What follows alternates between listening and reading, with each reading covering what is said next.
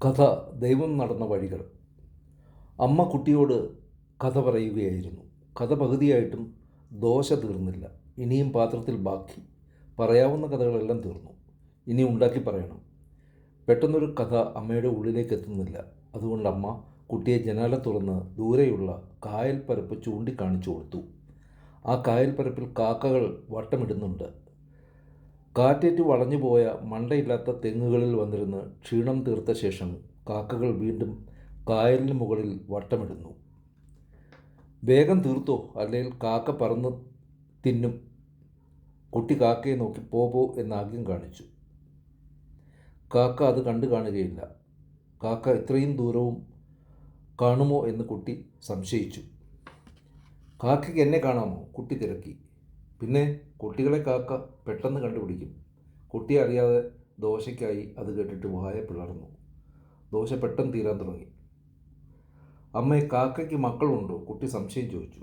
പിന്നെ 3-4 കാണും. കുട്ടിയുടെ സംശയം കൂടുന്നതേ ഉള്ളൂ. കാക്കകൾ കായലിന് മുകളിൽ പറക്കാൻ ഇറങ്ങുമ്പോൾ കുഞ്ഞുങ്ങളെ ആര് നോക്കുമെന്നായി അവൻ്റെ സംശയം. കാക്ക കുഞ്ഞുങ്ങളെ ദൈവം നോക്കിക്കൊള്ളുമെന്ന് അമ്മ പറഞ്ഞു. ദൈവം എവിടെയാ? കുട്ടി ദൈവത്തെക്കുറിച്ച് അന്വേഷിച്ചു. അമ്മ അവനെ സൂക്ഷിച്ച് നോക്കിയിരുന്നു. ആദ്യം കാണും പോലെ കുഞ്ഞിൻ്റെ തുടുത്ത കവിളുകളിൽ, നീലിച്ച കണ്ണുകളിൽ അമ്മ ദൈവത്തെ കണ്ടു കാണുമോ? കാക്ക കണ്ണിൽ നിന്നും മാഞ്ഞു. കുട്ടി എന്തൊക്കെയോ ചോദിച്ചും പറഞ്ഞും മയങ്ങിപ്പോയി. കുഞ്ഞിനു വേണ്ടി പുതിയ കഥകൾ ഓർത്തെടുക്കണം എന്ന് ഉണ്ട് അമ്മയ്ക്ക്. പക്ഷേ പ്രാരാബ്ദങ്ങൾക്കിടയിൽ, വേലയ്ക്കും വെപ്രാളത്തിനുമിടയിൽ കഥയോർക്കാൻ സമയം കിട്ടുകയില്ലല്ലോ. ഒരിക്കൽ അമ്മയുടെ കൈയും പിടിച്ച് കുട്ടി പള്ളിയിലേക്ക് പോവുകയായിരുന്നു. കായൽ അവരെ നോക്കി ശാന്തമായി ഉറങ്ങി. അമ്മയ്ക്കും മകനും കായൽ തീരത്ത് കൂടി പള്ളിയിലേക്ക് നടന്നു പോകാനുണ്ട്. പുരാതനമായ പള്ളിയിലെ മണി ചിലമ്പിച്ച ശബ്ദത്തിൽ 7 വട്ടം മുഴങ്ങി. അമ്മ അവൻ്റെ കയ്യിൽ മുറുകെ പിടിച്ചിട്ടുണ്ട്. മണിനാദം കേട്ടപ്പോൾ അമ്മ ധൃതി കൂട്ടി. വേഗം നടക്കൂ മോനെ, സമയം പോയി. സമയം പോയാലോ? വൈകുന്നത് മോശമല്ലേ?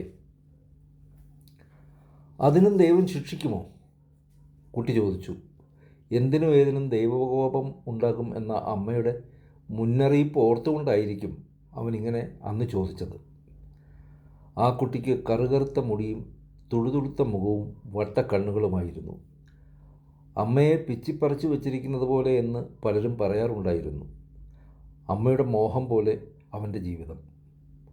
അമ്മ പ്രാർത്ഥിക്കുന്നതിനിടയിൽ കരയുന്നതും അവൻ കണ്ടു ഒരിക്കൽ.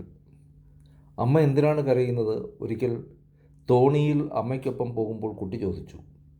അമ്മ കണ്ണീർ തുടച്ച് ചിരിച്ചുകൊണ്ട് പറഞ്ഞു, സന്തോഷം കൂടുമ്പോൾ കരച്ചിൽ വരും. എന്താണ് ഇത്ര പെട്ടെന്നുള്ള സന്തോഷത്തിന് കാരണം? അവൻ ഓർത്തു നോക്കി. അമ്മ അവനെ പുണർന്നുകൊണ്ട് പറഞ്ഞു, അങ്ങനെ എൻ്റെ കുഞ്ഞ് ഒരു അൾത്താര ബാലനായി. കുട്ടി അമ്മയുടെ കണ്ണുകൾ തുടച്ചു കൊടുത്തു. സന്തോഷത്തിൻ്റെ കണ്ണുനീരിന് ഉപ്പുരസം കൂടുതലുണ്ട്. മോനെ, അൾത്താര ദൈവത്തിൻ്റെ വാസസ്ഥാനമാണ്. ഞായറാഴ്ച വെള്ളനിക്കർ ഉടുപ്പ് വിട്ട് ധൂപക്കുറ്റിയും എടുത്ത് മകൻ പോകാൻ നേരം അമ്മ അവനെ നോക്കി പറഞ്ഞു. പള്ളിയിൽ വിശ്വാസികൾക്കിടയിൽ നിന്നുകൊണ്ട് മകൻ അൾത്താരയിൽ കുന്തിരിക്കപ്പുക പടർത്തുന്നതും വേദപാഠഭാഗം വായിക്കുന്നതും കണ്ട് അമ്മ അഭിമാനിച്ചു. സന്തോഷത്തിനിടയിലും വിഷമമുണ്ട്. അത് വീട്ടിൽ ചെന്നപ്പോൾ ഒരു പൊട്ടിത്തെറിയായി.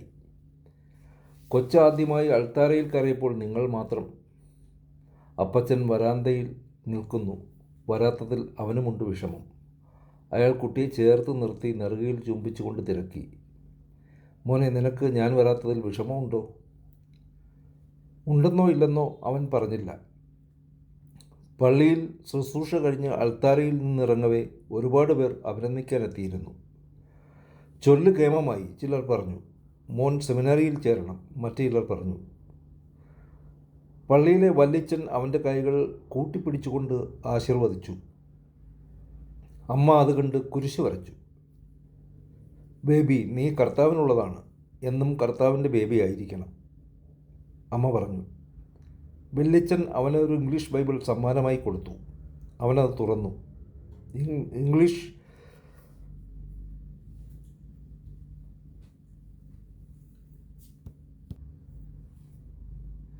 ഇംഗ്ലീഷ് അത്ര നന്നായി അവൻ അറിയില്ല, എങ്കിലും വായിക്കും. ബേബി, നീ ഉറങ്ങും മുമ്പ് സദൃശവാക്യങ്ങൾ സ്ഥിരമായി വായിക്കണം. ബേബി സമ്മതിച്ചു. പിരിയും മുമ്പ് വല്യച്ഛൻ ബേബിയെ ഒരു ജോലി ഏൽപ്പിച്ചു.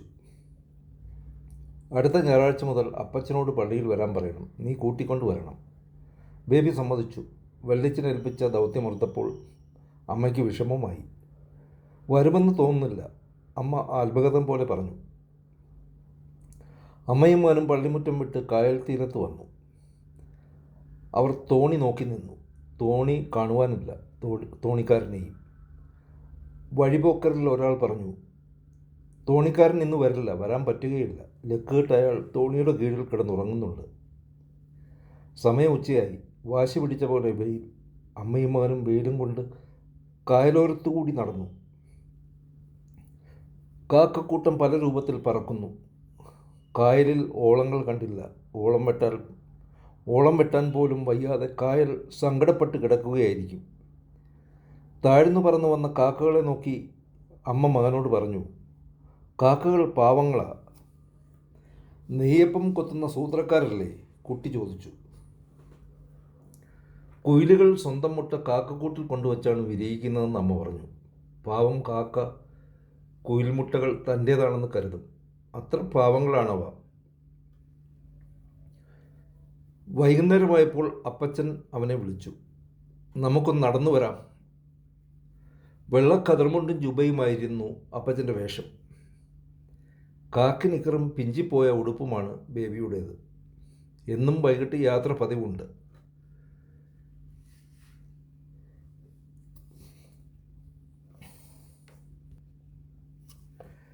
എന്നും ഇതേ വേഷത്തിൽ തന്നെ.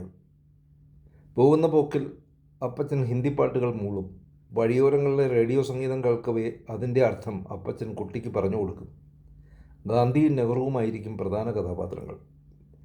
നെഹ്റുവിൻ്റെ അച്ഛൻ മകൾക്കയച്ച കത്തുകളുടെ ഉദ്ധരണികൾ അപ്പച്ചൻ ബേബിക്ക് പറഞ്ഞു കൊടുക്കാറുണ്ട്. അടുത്ത ദിവസം നടക്കാനിറങ്ങുമ്പോൾ അത് കാണാതെ പഠിച്ച് കേൾപ്പിക്കണമെന്നാണ് കരാർ.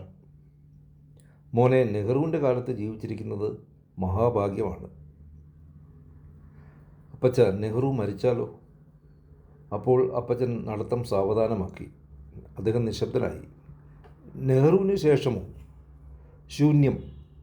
അപ്പച്ചൻ നെടുവീർപ്പിട്ടു. തെങ്ങിൻ തോപ്പുകളിലൂടെ അവർ വെറുതെ നടന്നു. ഓരോ വീട്ടിൽ നിന്നും ഓരോ വിധം റേഡിയോ പാട്ടുകൾ. ബേബിയും അപ്പച്ചനൊപ്പം താളമിട്ടു. തെങ്ങിൻ തോപ്പ് പിന്നിട്ട് വീട്ടിലേക്കുള്ള ഇടവഴി തുടങ്ങുന്നിടത്ത് അപ്പച്ചൻ വെറുതെ നിന്നു. എന്നിട്ട് ബേബിയെ ചേർത്ത് നിർത്തി. അപ്പച്ചൻ അൾത്താര ബാലനെ കാണാൻ വരാഞ്ഞതിൽ വിഷമമുണ്ടോ? ഇല്ലെന്നവൻ വെറുതെ തലയാട്ടി. പിതാവ് മകനെ ചുംബിച്ചു. അറിയാതെ വന്ന കണ്ണീർ രണ്ടാം മുണ്ടുകൊണ്ട് തുടച്ചുകൊണ്ട് അപ്പച്ചൻ ഒരു മന്ത്രം പോലെ പറഞ്ഞു, അൾത്താരയിൽ തിരി തെളിയിക്കുമ്പോൾ നീ ഹൃദയത്തിൽ നിന്ന് പാപത്തിൻ്റെ ഇരുൾ നീക്കുക. ഇതാരെഴുതിയതാണെന്ന് മോൻ അറിയാമോ? ഇല്ല. ടാഗോർ എന്ന് കേട്ടിട്ടുണ്ടോ? കുട്ടി ആ പേര് കേട്ടിട്ടുണ്ടായിരുന്നു. തിരികെ നടക്കുമ്പോൾ ഏതോ ശോകച്ഛവി കലർന്ന പാട്ട് ഒരു ജനാലയുടെ വിടവിലൂടെ പുറത്തേക്ക് വരുന്നുണ്ടായിരുന്നു. മണ്ണെണ്ണ വിളക്കുകൾ മങ്ങിക്കത്തുന്ന സന്ധ്യയായിരുന്നു അത്. കന്നുകാലികളുടെയും കരയുന്ന കുഞ്ഞുങ്ങളുടെയും ശബ്ദങ്ങൾക്കിടയിലൂടെ ദുഃഖിതർക്കായി ആരോ നെയ്തെടുത്ത ആ പാട്ട് പുറത്തേക്കൊഴുകി വന്നു. അപ്പച്ചൻ ആ പാട്ടിൽ മുഴുകി വഴിയിലെ കയ്യാല ചാരി നിന്നു. ആ പാട്ട് തീർന്നപ്പോൾ അപ്പച്ചൻ അവനെ തൊട്ടു. ബേബി,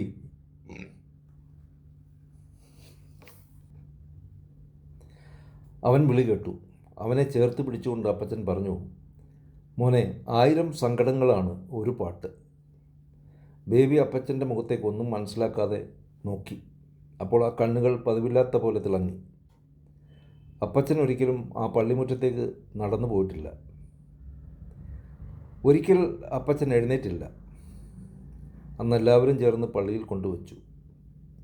മനുഷ്യ, നിൻ്റെ ആയുസ് പുല്ലുപോലെയാകുന്നു. വല്യച്ഛൻ ഈണത്തിൽ ചൊല്ലിയത് അമ്മയ്ക്ക് സഹിക്കാനായില്ല, ബേബിക്കും. ഒരു ഞായറാഴ്ച രാവിലെ അമ്മ മകനോട് സങ്കടപ്പെട്ടു.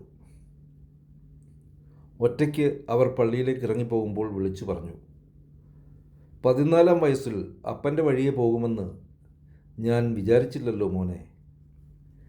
അങ്ങനെ പറഞ്ഞുകൊണ്ട് കായൽക്കരയിലൂടെ അമ്മ പള്ളിയിലേക്ക് നടക്കുന്നത് ബേബി ദൂരെ നോക്കി നിന്നു. തോണിക്കാരൻ മറന്ന പോലെ ഒരു തോണിയുടെ അമരത്തിരുന്ന് ബേബി സ്വയം ചോദിച്ചു, ദൈവമുണ്ടോ? ഉണ്ടെങ്കിൽ എവിടെയായിരിക്കും? അപ്പച്ചൻ്റെ മരണശേഷം കഷ്ടപ്പാടാണ് ജീവിതം. അമ്മ ഒന്നും അറിയിക്കുന്നില്ലെങ്കിലും കുട്ടി എല്ലാം അറിയുന്നുണ്ട്. വിശപ്പിൻ്റെ രുചി അവനത് നന്നായി അറിയാം. കണ്ണില്ലാത്ത കരുണയില്ലാത്ത ദൈവം. അമ്മ കേൾക്കാതെയാണ് അവൻ ഇങ്ങനെ പറയാറുള്ളത്. ഇപ്പോൾ കായൽ തീരത്ത് ആരുമില്ല. വട്ടമിടുന്ന കാക്കകളും ഓളം മറന്ന കായലും മാത്രം. കണ്ണില്ലാത്ത കരുണയില്ലാത്ത ബേബി ആകുന്നത്ര ഉച്ചത്തിൽ പറഞ്ഞു. അമ്മ കേട്ടാൽ പറയുമായിരുന്നു, വിശക്കുന്നവർ ഭാഗ്യമുള്ളവർ, സ്വർഗരാജ്യം അവർക്കുള്ളത്. ആ തോണിയിലിരുന്ന് അവർ ഏങ്ങലടിക്കുന്നത് കാക്കകൾ കണ്ടു. നെയ്യപ്പം നഷ്ടപ്പെട്ട കുട്ടിയാണെന്നേ കാക്കകൾ കരുതി കാണൂ. അടുത്ത പറമ്പിൽ നിന്നും കണ്ണിമാങ്ങ പറിച്ചു. ഉപ്പും കൂട്ടി തിന്നു. മതി വരാതെ വെള്ളവും കുടിച്ചു. പള്ളിയിൽ നിന്നും തിരികെ എത്തിയ അമ്മയുടെ മുഖത്ത് നോക്കാൻ അവന് മടി. പക്ഷേ പറയാതെ പോകാനാവില്ല. വണ്ടിക്കൂലിക്ക് കയ്യിലൊന്നുമില്ല. അമ്മ ഒന്നും മനസ്സിൽ വച്ചിട്ടില്ല. മോൻ എങ്ങോട്ടാണ്? കൊല്ലത്തിന്. അവിടെ എന്താ? ഒരു മീറ്റിംഗ്. ദൈവമില്ലെന്ന് പറയുന്നവരുടെ മീറ്റിംഗ് ആയിരിക്കും. അവൻ മിണ്ടിയില്ല. അമ്മ ഇതെങ്ങനെ മനസ്സിലാക്കി? 7 രൂപ വേണം. അമ്മയുടെ പക്കലുള്ളത് തികയില്ല. അവർ എന്തോ ആലോചിച്ച് നിന്നു. പിന്നെ അടുത്ത വീട്ടിലേക്ക് പോകുന്നതാണ് കണ്ടത്. 7 രൂപ തികഞ്ഞു. അവർ അവന് കൊടുത്തു. അമ്മയൊന്നും പറഞ്ഞില്ല. അവൻ പോകുന്നത് നോക്കി അമ്മ നിന്നു. അമ്മ കണ്ണിൽ നിന്നും മാഞ്ഞപ്പോൾ ബേബി കണ്ണുകൾ തുടച്ചു. വർഷങ്ങൾക്ക് ശേഷം കായൽക്കരയിലിട്ട ഒരു കസേരയിൽ ബേബി ഇരുന്നു. ക്യാമറ സംഘം ധൃതി കൂട്ടുന്നു. ഇടയ്ക്ക് ഒരാൾ ക്ഷമാപണം പറഞ്ഞു. സാർ, 5 മിനിറ്റ് കൂടി. അരമണിക്കൂർ ഇൻ്റർവ്യൂ, അത്രയേ വേണ്ടൂ. കായലിലേക്ക് പോക്കുവയിൽ ചായുന്നു. ദൂരെ ആ പഴയ പള്ളിക്ക് മുകളിൽ കാക്കക്കൂട്ടം. ഉറങ്ങുന്ന തോണികൾ. പുതിയ കാലത്തെ പഴയ തോണികളിൽ മോട്ടോർ ഘടിപ്പിച്ചിട്ടുണ്ട്. സമയം നീണ്ടു. 5 മിനിറ്റ് പറഞ്ഞയാൾ അടുത്ത ക്ഷമാപണവുമായി പിന്നെയും വന്നു. Wireless mic പണിമുടക്കുന്നു. നിങ്ങളെപ്പോലെയുള്ള നേതാക്കന്മാർക്ക് സമയക്കുറവുണ്ടെന്നറിയാം. എങ്കിലും ക്ഷമിക്കണം. വേണ്ട. തുടരെയുള്ള ക്ഷമാപണം അരോചകമായി ബേബിക്ക് തോന്നി. ഇൻ്റർവ്യൂ ചെയ്യേണ്ടയാൾ 3 വട്ടം മുടി ചീകി രസിക്കുന്നു. മുടിയില്ലാത്തതിനാൽ തനിക്ക് ആ സമയം ലാഭമാണെന്ന് അയാൾ പറഞ്ഞു. Camera action. ദൂരെ നിന്ന് ഒരു ബോട്ട് വന്നു. അത് കടന്നു പോകും വരെ കാക്കണം. മറ്റ് ശബ്ദം പറ്റില്ലത്രേ. കായൽ തീരത്തെ ബാല്യ കൗമാരങ്ങളെ ചുറ്റിപ്പിണയുന്ന ഓർമ്മകൾക്ക് വേണ്ടിയുള്ളതായിരുന്നു ആദ്യത്തെ ചോദ്യം. ഓർമ്മകളോ? അയാളുടെ മനസ്സിലേക്ക് ഒന്നും ഓടിയെത്തിയില്ല. പണ്ടൊരു തോണിയുടെ അമരത്ത് ഏങ്ങലടിച്ചിരുന്ന കുട്ടി അയാളെ തളർത്തിക്കഴിഞ്ഞു. കൂടെ ചെല്ലാൻ നിർബന്ധിച്ചിട്ടും കൂട്ടാക്കാതെ നിന്ന കുട്ടിയെ വേദനയോടെ തിരിഞ്ഞു നോക്കി പള്ളിയിലേക്ക് നടന്നു പോയ അമ്മ വന്ന് അയാളെ നിശബ്ദനാക്കി. സന്ധ്യകളിലെ റേഡിയോ പാട്ടുകൾക്ക് 1000 സങ്കടങ്ങളുടെ സ്വരം. തൻ്റെ ഓർമ്മകൾക്ക് ഇതെന്തു പറ്റി? ചോദ്യം ചോദിച്ചയാൾക്കും അതിശയം. വാക്കുകൾക്ക് പിശുക്ക് കാണിച്ചിട്ടില്ലാത്തയാൾ സ്വന്തം ഗ്രാമത്തിൽ മൗനിയായിരിക്കുന്നു. അയാൾ എന്തൊക്കെയോ മറുപടിയായി പറഞ്ഞു. എന്തൊക്കെയാണ് മാറ്റങ്ങൾ? അടുത്ത ചോദ്യം. മാറ്റങ്ങളോ?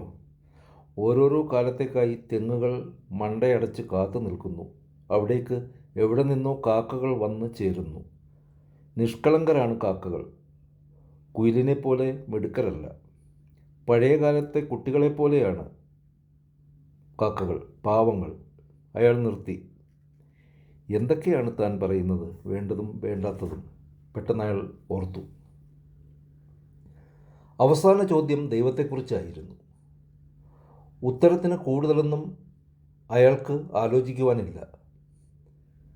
ദൈവമുണ്ടോ ഇല്ലയോ എന്ന തർക്കത്തിൽ കക്ഷി ചേരുന്നില്ലെന്ന് ബേബി പറഞ്ഞു.